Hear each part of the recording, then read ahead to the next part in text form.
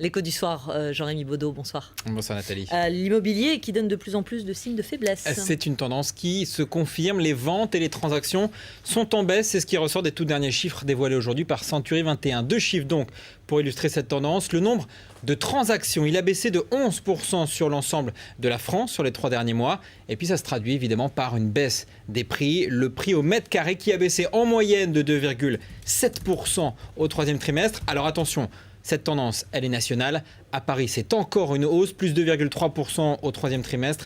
Le prix du mètre carré à Paris qui frôle en moyenne les 8 500 €. Mais voilà, au niveau national, c'est une très légère baisse. Est-ce qu'on a atteint un sommet en fait pour l'immobilier ? Eh bien, il faut toujours évidemment rester prudent. On le dit à chaque fois ici. Ce qui est sûr pour Century 21, c'est que le fil de la solvabilité est rompu. C'est ce qu'ils ont dit ce matin. Ça veut dire que de plus en plus de ménages sont en train de sortir du marché. Ils ne peuvent plus acheter. Une tendance qui touche même les cadres moyens, notamment à Paris. 33% des cadres n'ont plus les moyens d'acheter de la pierre. Pour autant, si les prix ont tendance à baisser légèrement, eh bien, Laurent Vimont, président de Century 21, ne prévoit pas de chute spectaculaire des prix. Il était ce matin sur BFM Business. Écoutez. Mais ne rêvons pas, on ne verra pas les prix décrocher de 20% parce que le résultat de ces prix, en fait, c'est le résultat d'un accord entre un vendeur et un acheteur. Personne n'a forcé personne ni à acheter ni à vendre.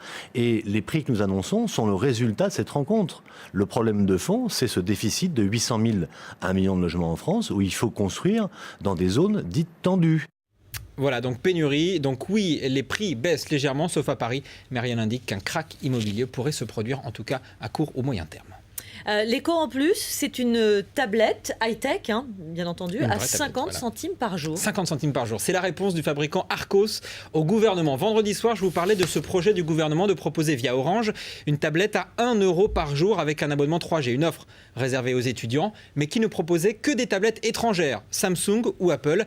Eh bien, le français Arcos l'a plutôt mal pris. C'est quand même le numéro 2 des tablettes en France. Il riposte. Il veut proposer lui aussi une offre, mais donc moins chère. 50 centimes avec un abonnement par jour. Peut-être est-ce que le gouvernement pensera la prochaine fois que la France dispose aussi d'entreprises technologiques.